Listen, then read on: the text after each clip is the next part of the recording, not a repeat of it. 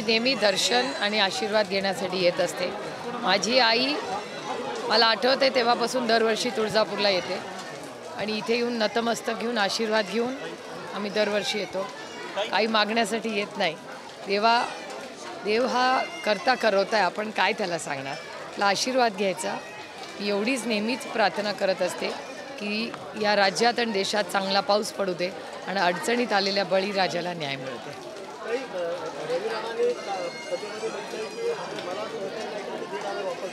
मी already त्याच्यावर बोललेले आहे. काल सविस्तर बोलले मी.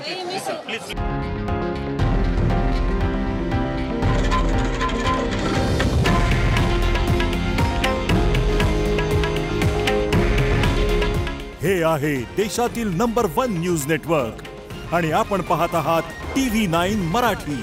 काळजी तुमची, हित महाराष्ट्राचं.